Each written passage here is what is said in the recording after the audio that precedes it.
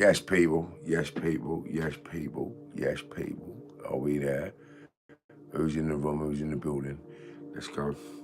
Let's go. Let's go. Let's go. We got news. We got news coming in. We got news coming in. All the law followers are following the Marv story. Yes, yes, yes, yes. Ashley Price, big up, big up. I've got some good news for you, and let everybody know. Yeah, we've got a documentary coming out. You want stabbings, shootings, murders, attempted murders, armed robberies, like you name it. You name it. Like, mate, do you know what? The mad thing about Edinburgh Festival this year, and do you know what? Life is amazing because I've been on this platform now telling people that crime don't pay and we've got to change shit, right? And I'm going to demonstrate for years of robberies, trauma, fucking beatings, stabbings, shootings, like, what people don't realise, yeah, is most criminals, the majority of criminals are traumas beyond belief. And I can honestly say, was traumatized to a point where I hated, like, beyond belief, bullies. So for me, my journey was more about bullying bullies and confronting narcissists and, you know, being really aggressive. So because overcoming the adversities of the violence that we were used to, it was commonplace, like, to actually demonstrate by action to prove a point. So in the 80s and 90s, we had to be ruthless, like literally. And I cannot remember a day or a week or a month where people weren't getting cut up, stabbed up, beaten up or shot after the age of 18. So up until 18, yeah, it was pretty much all the low-level petty crime, dealing with, you know. So keep it simple, you know me, I like to be honest. So what we're gonna have coming up, so the first offence, I got convicted of 6 counts of, right, so look, I'll show you. 6 counts of criminal damage, right? There you go, yeah? And I got,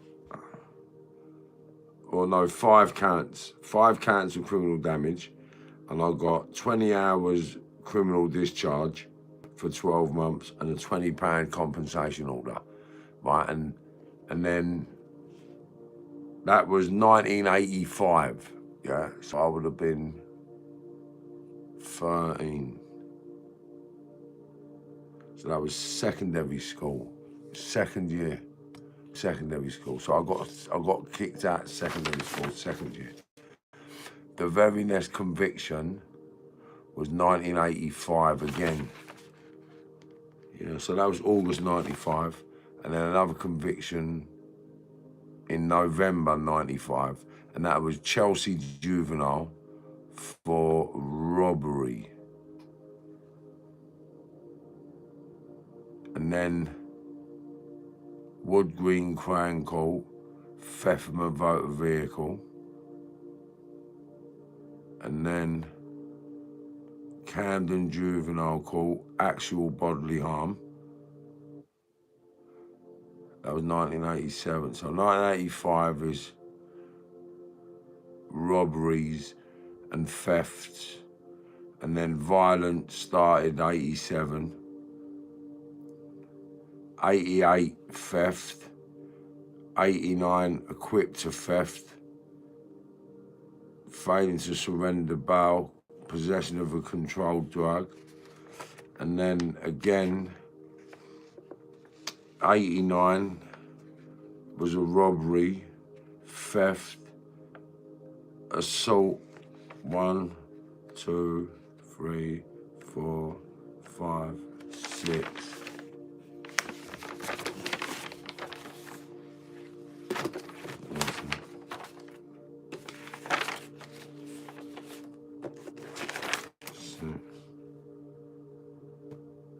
7, 8, 9.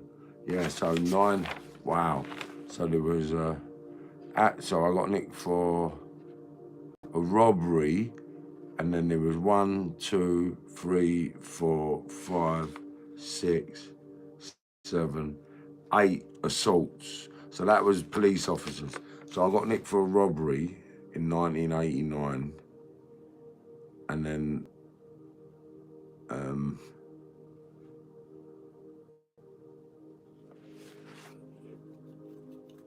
wow, yeah, I got a bit of bird for that. Well, I forgot about that. Yeah, I got nicked for a robbery, and then the old bill, assault on the old bill, and I got bird. Wow, I forgot about that. That was over that ring, wasn't it? Bloody hell. Yeah, Wilson Juvenile. 60 days, 60 days, 60 days, 60 days, 60 days, 60 days. No, where is it? So, Young Offences Institution. So there was 60 days, 60 days, 60 days, 60 days, 60 days, 30 days, 60 days. So I don't know how much that is in total. So 60 days is 2 months in it. So 2, 4, 6, 8, 10, 12 months. 12 months. 12 months. 13 months it said, yeah. So 13 months. And then vehicle interference, attempted burglary, theft, criminal damage, offensive weapon, and then offensive weapons, theft, criminal damage, theft. So it was all like, it was always theft, criminal damage. That's 3 criminal damage, GBH, and then we get into 1990, theft,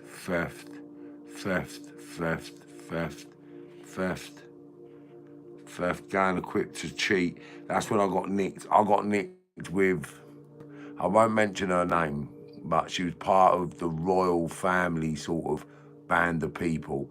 And we was out in the London Arena, and I got nicked with a bag of pills, and then, because I was nicked with her,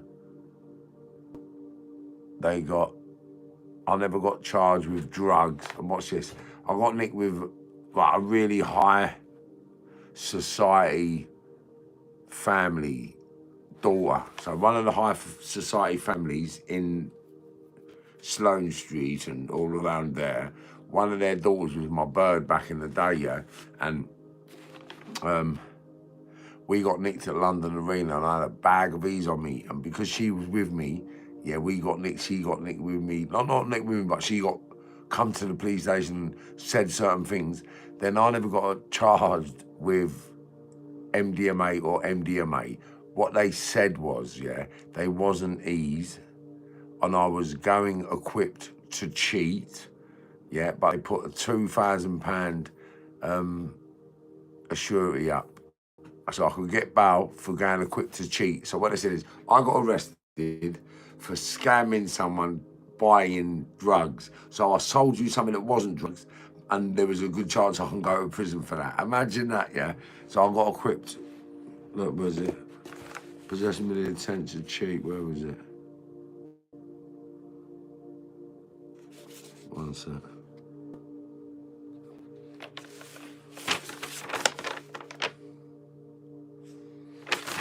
Let me get back line. There it is. Going equipped to cheat. There. See it? Yeah? Going quick to cheat. Mental. And anyway, that all got thrown out and I got on with my merry life, so quick to cheat.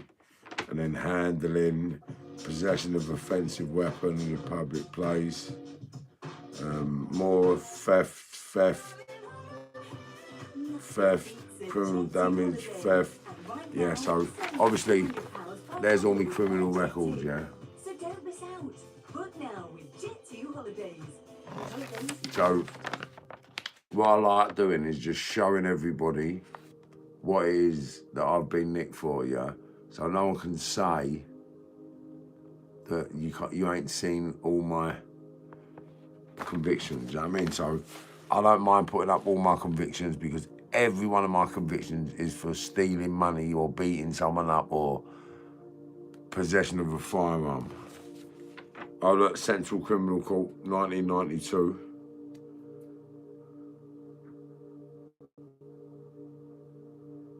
I got acquitted.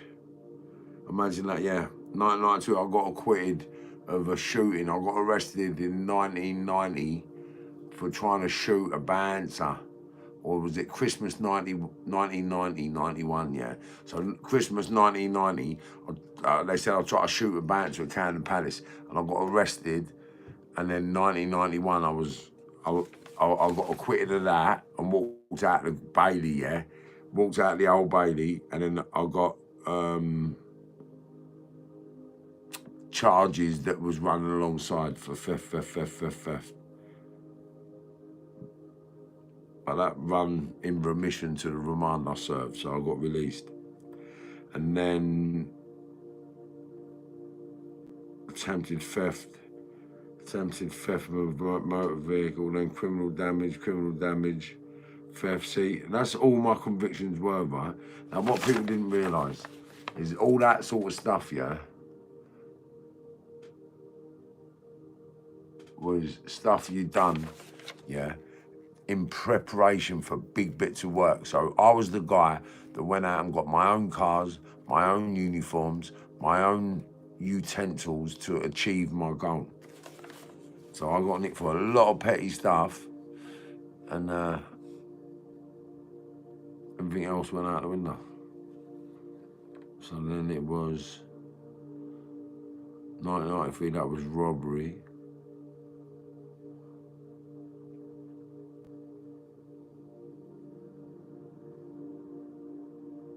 Yeah, robbery, I got 5 years. And then Crown Court, that's when I ran a geezer over, 1999. Coming out of the ministry, I died. Drove into a bus stop and nearly killed a geezer. And if anyone knows who that was, yeah, get him to reach out to me. We need to have a conversation. I smashed this geezer up. I drove into the bus stop and ripped the bus stop up. But I had an out-of-body experience that day as well. Mental. Yeah, and then driving while under the influence, racially aggravated violence when I was abusive to a police officer. Right, so look, so I'm not hiding any of my convictions. You know what I mean?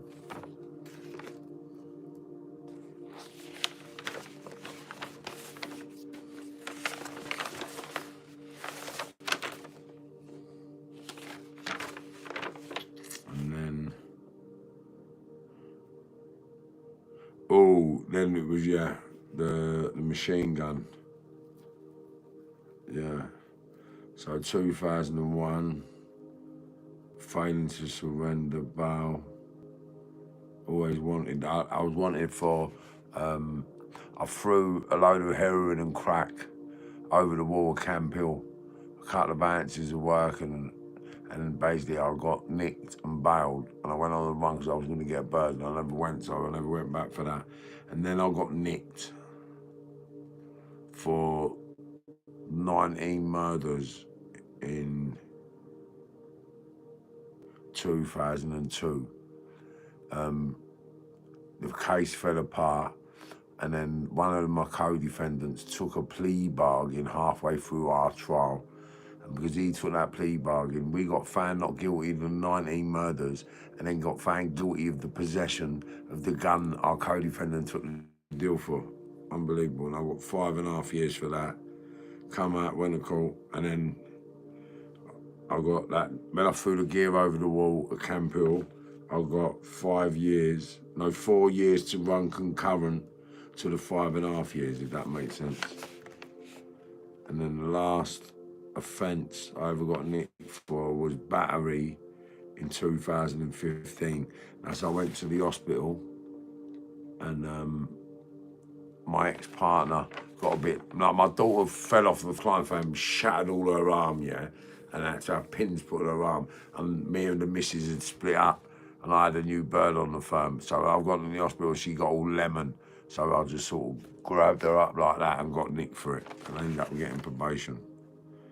And then my last charge I've ever got arrested for was possession of a firearm. I think in 2018 or 19, I went back to Spain, and when I got arrested for the 4 murders in 2012, they found a gun in my house, yeah, and then basically they were supposed to put it into remission when I got extradited, but they never. And then when I got released from court, because I got out of the 4 murders, they used the firearm and tried to get me a lump of bird, but they didn't realise that we have Spain on lock, mate, so I only got a suspended sentence for the firearm, because we're good in Spain.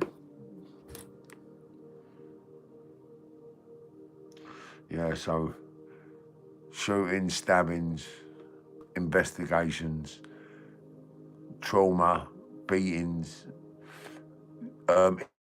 even an insight into family life as a Herbert, as a Mahoney. Do you know what I mean? Like, growing up in Liverpool, croc stuff, like, it's another level. Like, and do you know what? The good thing I'm gonna demonstrate through this documentary, yeah, no blacks, no dogs, and no Irish. And that was when we were brought up, when it was hard work. Even being Irish was hard work, do you know what I mean? So, even being Irish, and then when the IRA campaign kicked off, yeah, it was nuts being a paddy here. Unbelievable. Unbelievable. Absolutely unbelievable. Yeah, but doing good, man. Marv, are you reading comments? It seems it, doesn't it? So the explosive documentary show is coming to Edinburgh Festival in August. So stay tuned, people, because it's going to be massive. And do you know what?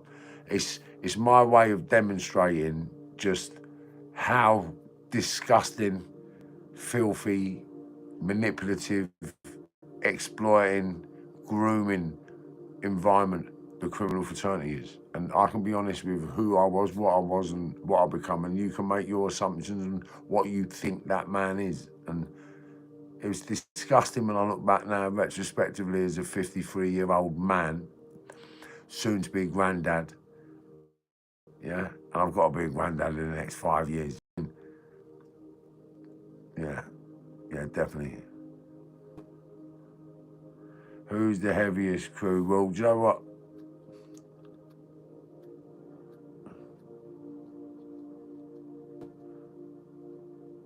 Everyone's the same as each other, really, because at each level you go up, you get the use of the same disposable system. So, for argument's sake, yeah, if you're dealing with ounces and kilos, there's always someone you can employ to go and threaten or do things with people. And every level you go up, there's always that sort of group of individuals that only take care of all the problems. So whenever all these moody gangsters, yeah, have problems, they employ people to take care of their problems.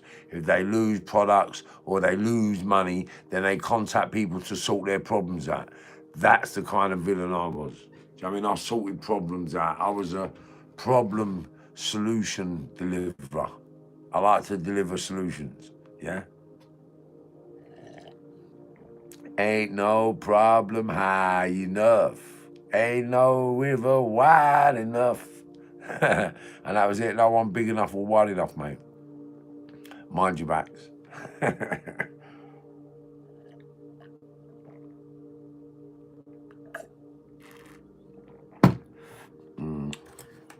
That's it. So we're venturing into the wonderful world of Marvin Herbert in August. I'm going to be doing a documentary delivery with images, videos. I'm going to even have people up there talking about the man I used to be. Because you know what? It's easier coming from what we can call a victim or the opposition, or people had a real insight of the insanity that ensued, because it was mayhem, like madness, like literally, like looking back now, I actually, like, obviously, I can't talk about lots of things, but what I can demonstrate is the barbaric insanity that ensued in me becoming the man I was. Like, it wasn't normal. Like, it's actually now, literally now, like, I say the last 4 months, yeah, and I'm being brutally honest, yeah, in the last 4 months is when I've actually realised, yeah, like, I got to Europe, and I got to Europe with all the biggest hitters on this planet, yeah, and they used to say, and not just one or some, like, everybody used to say I was off my head, yeah? You're off your head, you're off your head. And I used to think, yeah, what everybody was sort of allegedly responsible for, and think, how can you lot, yeah, all of you, not just one race or one culture, like all of them, yeah, said I was a nutter. And I just think, how? How can you say that about me? Yeah, when you lot are under the deepest investigations, you, whoever, like, there's multiple firms, yeah, multiple firms. And the multiple firms all had the same thing to say about me. Now, there was a very small percentage who says I was a CUNT or something negative. Do you know what I mean? But they're very small. And they will always hold on that negativity because they'd love to be me, yeah? They'd love to be me. They'd love to be the lovable rogue I was. Because I was. And the reason why I was lovable, yeah, is because I had integrity. Boom! Integrity. And that's what this documentary is about. It's about integrity and being real, being honest, being accountable. And I can be accountable, and I can say I was a no good, manipulative dog that used young kids, men, even women with kids, mate. Do you know what I mean? Like, you use their house for slaughters where you leave stuff and pay them. And mate, you know what? You actually make sure, this is how sick that world is, yeah? You make sure their mums are all right with looking after the baby in case they get nicked. It's deep, innit? Like, you can't use, like, this is madness, yeah? You can't use a bird who's on her own struggling as a slaughter, right? Because it's a liability. You've got to use, yeah, family homes, yeah, what no one looks at. And if they get nicked, you've got a payment plan for when they go to prison, mate, and when they come home. And it's sort of set in stone. It's mad, isn't it? And people absolutely, to this day, still go for it. Like, you couldn't pay me to go to prison. You couldn't pay me millions to go to prison. Like, no, because you know what? I believe, yeah, if I went to prison, the next day another opportunity would have arose where I would have earned 10 times more. Do you know what I mean? So that's what I know now. So I don't need to take shortcuts. We take the right road. And you know what? The universe watches everything you do. Like, you can't get away with nothing. Karma comes back and boots you where it hurts. So stay tuned. Marvin Herbert is coming to a screen near you, and you're going to see it raw, close, personal, passionate, emotional. And you know what? The harsh reality of it is this, right? I've just lost another, because the closest person in the world to me, Stephen Mahoney from Crocky, and he died.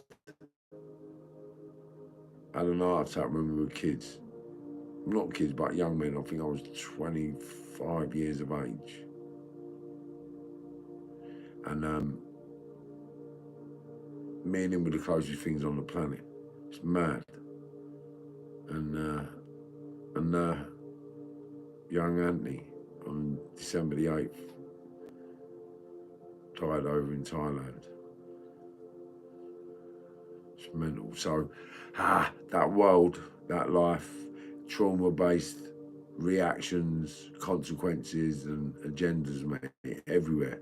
So be mindful, be careful, and be watchful of who you work with, talk to, and communicate with, because they're all dogs in that criminal world that are out with an agenda of narcissism. And it's all about them, and it really is. It's nuts. Yeah, life is life, and we can't do anything about it. Well, we can do anything about life. We can't do anything about the past. So I don't dwell in the past. I focus on what we can do in the future. And this year, 2025, Marvin Herbert, the man you've been watching, seeing, listening, and being inspired by, is going to come out raw in August. And the book's coming out Christmas. So, it's coming. It's coming. And hopefully, I'm going to have the sickest tash by the time my book's ready. Because this should be long as you like in a minute, and I'll be able to turn it. Do you know what I mean? So I do apologise for all those that don't like the tash. But I've got a challenge on. Yeah. It's nuts.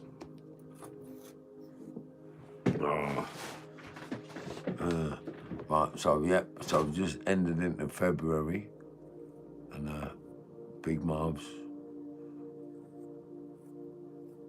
having a cannabis-free month. Big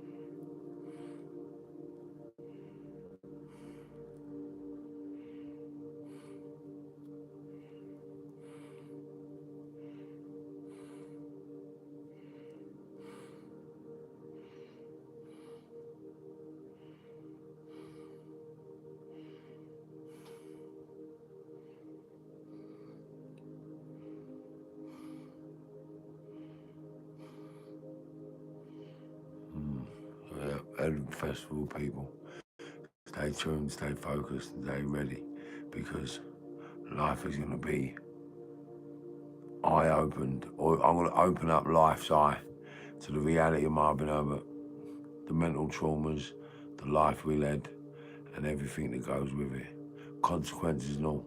And you know what? It ain't a joke, that life. It really ain't. It's madness. And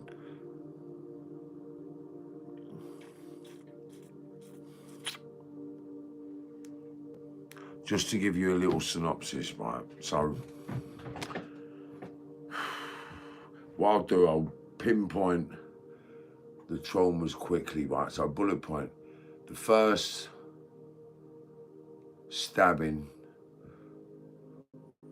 ironically enough, was Julian Sadler.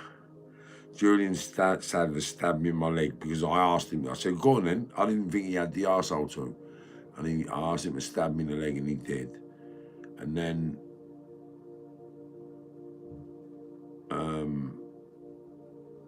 after that, there was a couple of little scratches, cuts, and played like silly fights with people, but I can't really remember them.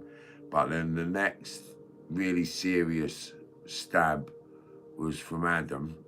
Yeah, I won't mention his second name. Yeah, but Adam, you know who you are. He stabbed me in my heart there. Look. Stabbed me there. Stabbed me right in there, and then I turned and it ripped all the way up there. It was a lot bigger. It looked a lot bigger when I was a kid. But yeah, me and him fell out after that. But I see him and we've spoken, so everything's all good. And then I got done in the throat. I got done here, and then I got told that was a can. It wasn't a stab. So I got done with a can there. I never got stabbed. I got cut here. I got cut here. I got booted here in the mouth. I got a big scar down there. Got booted in by the opium bouncers in the West End Opium Club. Yeah, I've been stabbed in both lungs. The Oxton boys done my lung. I had a fight with a load of Oxton boys. Big up Wayne Fife, whatever you're up to now, son. If you're out there, hit me up because we need to relink. Yeah, but we had murders of all their little lot, and they did get served up. I know you never got served up, Wayne, because I love you, mate. And I don't know why they kicked off that night, but we did teach him a little lesson on how to fuck about with Marv. Yeah. After them lot, what was another bit of trauma?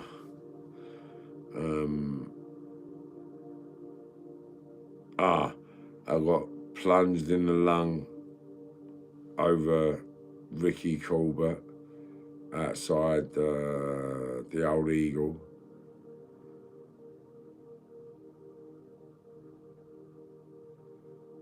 Yeah, I won't mention his name because he might make a big old song and dance about it.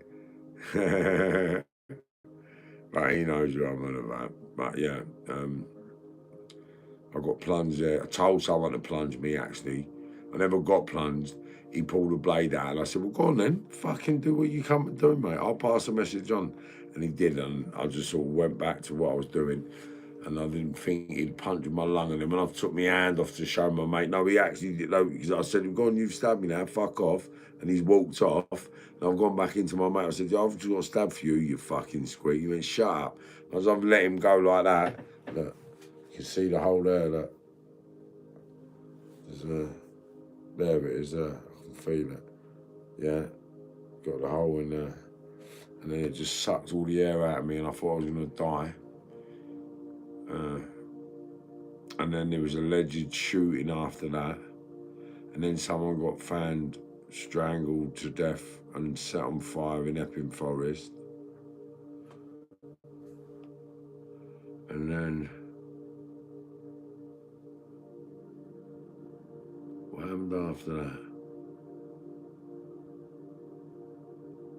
What year was that in Forest? Fucking hell.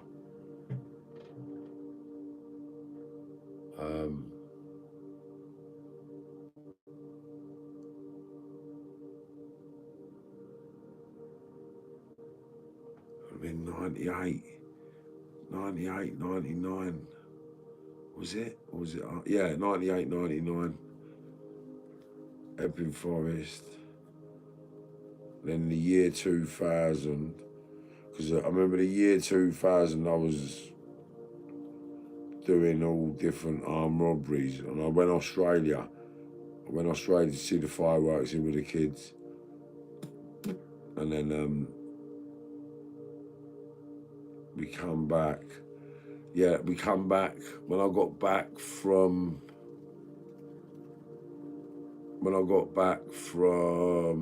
Australia, a little war kicks off. 2001. Yeah, a little war kicks off over West London, and a few people got shot, a few people got served up, and a couple of people got killed. And then 2002, we were nicked for 19 murders, and then they couldn't offer no evidence, so we got exonerated from that. And then I thought, fuck this, I'm going to Spain. Went to Spain, wallop with a splash like you couldn't imagine.